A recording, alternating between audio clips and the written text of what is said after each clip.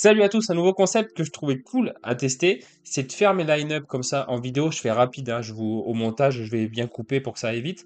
Et juste derrière, vous aurez le résultat. Donc il y aura les réactions avant et après. Je me suis dit que ça pourrait être marrant. N'hésitez pas à me dire ce que vous en pensez en commentaire. Tout de suite, on y va. C'est parti. On va commencer par la All-Star Limited. Alors je vais faire ça rapide, hein. Comme je vous ai dit, je vais couper au montage. Et si donc il n'y a pas de pourcentage Play Sharper qui laisse un peu à désirer, et bien j'irai pas checker. Donc j'irai checker que ceux où il y a 60-70%, voir s'il n'y a pas de soucis ou de suspension ou etc. Pour le gardien dans ma S, je vais mettre Arias. Arias, c'est le premier qui joue contre le troisième Racing contre Independiente. Voilà, c'est mon gardien qui a le L15 le plus haut et il peut faire un bon A, il peut faire un bon CS. On aura la réponse juste après. Donc Arias, il n'y a pas de souci, hein, sur sa titu. Je vais mettre un joueur que j'ai acheté, Siebe Hermans, qui joue à Excelsior, qui fait des scores de malade pour ce début de saison. Il a un match-up en plus qui est assez cool, donc on verra bien s'il continue. Je l'ai acheté hier, hein, s'il continue à faire des gros scores comme ça, ou si ça va un petit peu s'arrêter. Il joue contre Sparta Rotterdam, qui a fait un bon début de saison, mais à domicile, donc ça peut être cool. Espérons que je ne l'ai pas cassé. On a la réponse juste après. Au niveau milieu attaque, j'ai mes petits gars qui sont déjà tout près de Edenheim, qui ont un match-up pas trop dégueulasse contre l'Union Berlin. Donc je vais mettre Beste et Kleindines qui sont capables de faire des gros scores tous les deux dans les gros matchs. Donc voilà, ça va être ma petite doublette offensive. Et pour l'extra, j'ai acheté un joueur. Je vais aller juste vérifier sur Play Sharper s'il n'y a pas un petit pourcentage un peu à la con. C'est Samu Seize qui est capable de faire des énormes scores également. Euh, des fois des scores un peu pourris, mais là il a quand même un match-up à domicile qui est pas un des plus faciles, mais je pense le tenter. Il n'y a pas l'air d'avoir de soucis non plus pour lui. Bon, pour moi c'est une belle équipe, hein, sur le papier, donc on va voir tout de suite si ça a marché. Et non, ça n'a pas marché. Arias, il a pris 2 buts. Il a quasiment pas fait d'arrêt. Pas eu grand-chose à faire à part ça. Ormans, il a fait 59 quasiment. S'il y avait eu clean sheet, c'était 70 plus. Donc voilà. Après, c'est pas bien grave vu que toute la team n'a pas été folle. Beste et Klangans, l'Union Berlin a été quand même plus dangereux. Mais Edenheim a quand même gagné 1-0. Et Beste a marqué un super coup franc. Vraiment, lui, c'est un joueur à suivre qui est exceptionnel pour moi. Et Samu Saiz, il n'a pas été décisif. C'est pareil, ça a été un peu compliqué pour eux à domicile. Il a quand même eu une grosse occasion qu'il n'a pas marqué. Après, voilà, c'est à double tranchant avec lui, comme je vous avais dit. Donc, next. Et on va faire la 240. Alors, la 240, je voulais faire un petit full stack de mon équipe d'Espagnol Barcelone. C'est un nouveau stack que je me suis fait.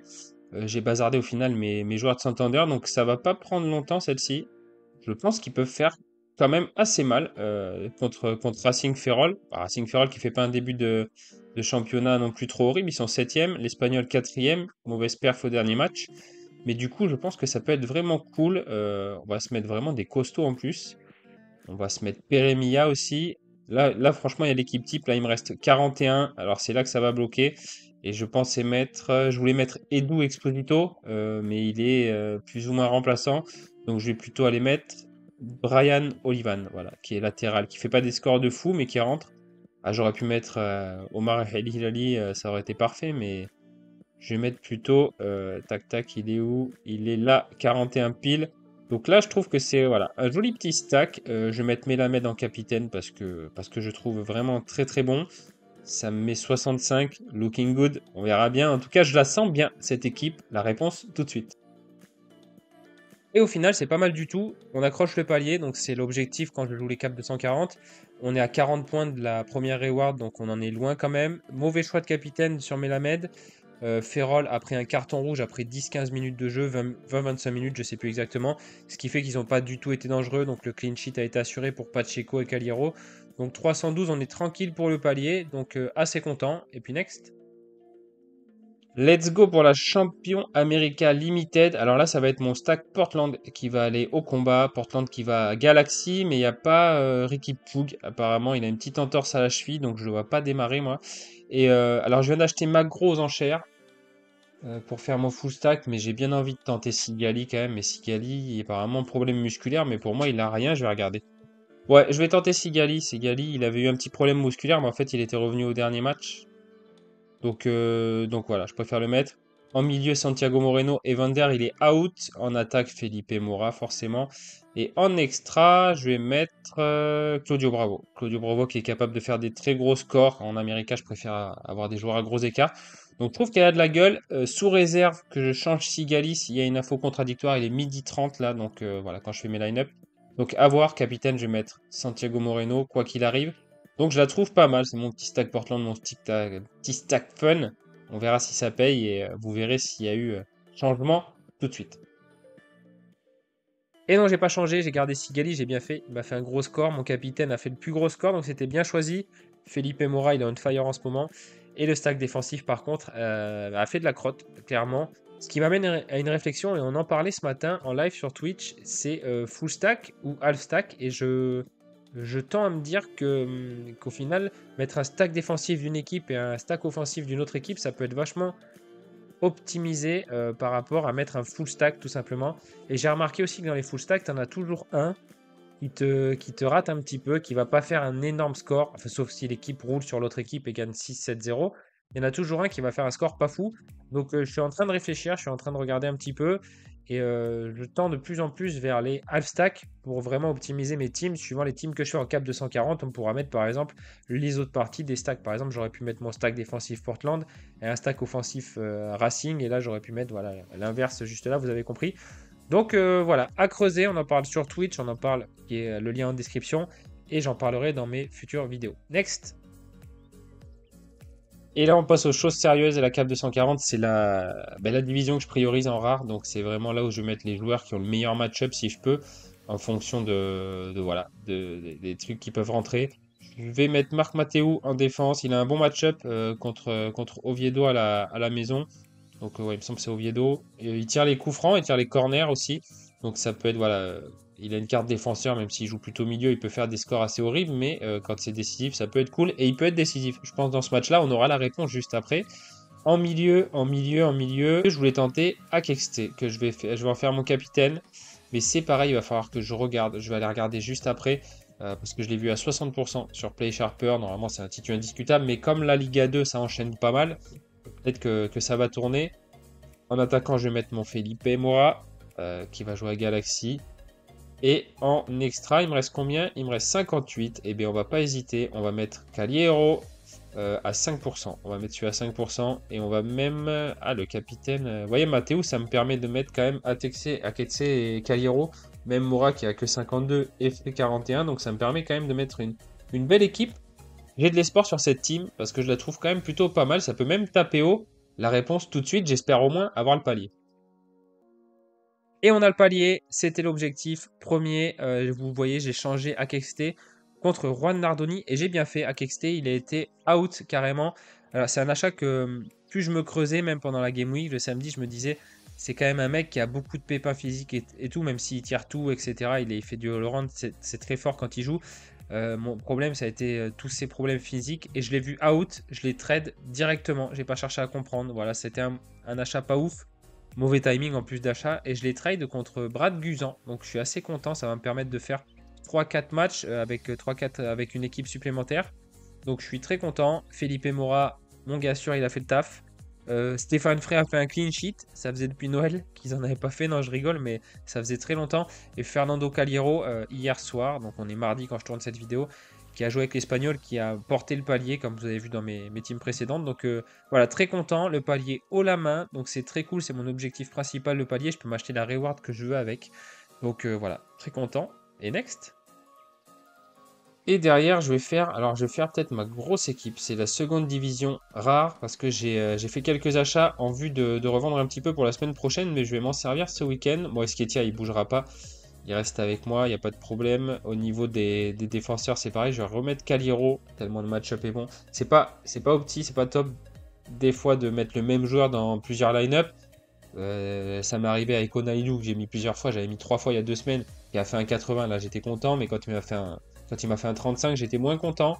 Donc voilà, je vais mettre Lozano, il n'y a pas de problème au niveau de l'attitude. J'ai regardé au niveau des attaquants, je vais mettre Peremia.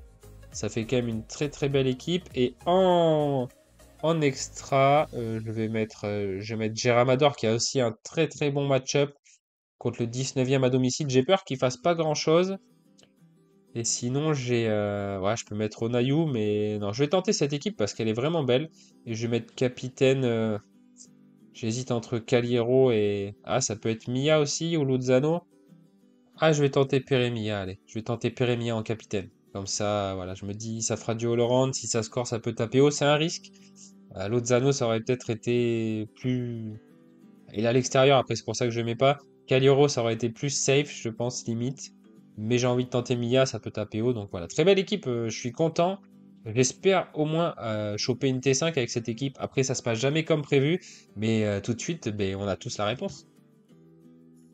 Eh ben si, Amador, il n'a pas eu rien à faire, il a eu un petit CSC. Après, ils ont joué à 10 contre 11 pendant longtemps. C'était un match très compliqué à regarder. Honnêtement, Saragosse, offensivement, c'est vraiment pas fou. C'est fort défensivement. À 10 contre 11, ils ont plutôt défendu. C'était en face Mirandes, qui est une des dernières équipes du classement qui avait beaucoup de mal à attaquer. Le CS, il est un peu éclaté. Voilà, je ne vais pas déblatérer plus dessus, mais c'était très compliqué à regarder. En tout cas, il sort avec un score de 26. Esketia qui prend deux buts, ça a été aussi compliqué. Ils mettent leur but à la toute fin, hein, donc il n'y a pas eu trop match, entre guillemets, même si Santander sont pas mauvais cette année. Je suis content de mon choix de capot, par contre, Peremia. C'est ma petite satisfaction, même si voilà, je suis 50 points de la reward. Qui a marqué un but qui, moi, je le trouve vraiment très cool, ce joueur, très bon. Il joue plutôt ailier et il est toujours, tu vois toujours sa tête dans les actions offensives. Donc voilà, moi j'aime beaucoup. Caliero, c'est pareil. Pour moi, il va faire une très belle année. Et Lozano n'a pas été décisif, malheureusement. Il aurait fallu de toute façon beaucoup plus.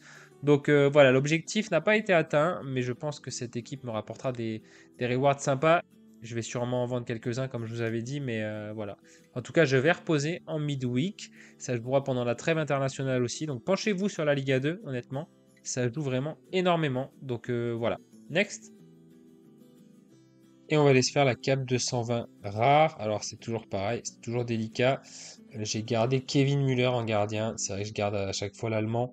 Même s'il a 52, c'est un de mes plus bas L15. Et c'est en général celui qui se prend des buts. Donc voilà, je le mets vraiment dans ma cape de 120. Je vais mettre Raoul Navarro encore, qui a un match-up qui peut être ouais, pas forcément super facile, mais ça peut scorer 45-50. En tout cas, c'est Titus, c'est ce que je cherche.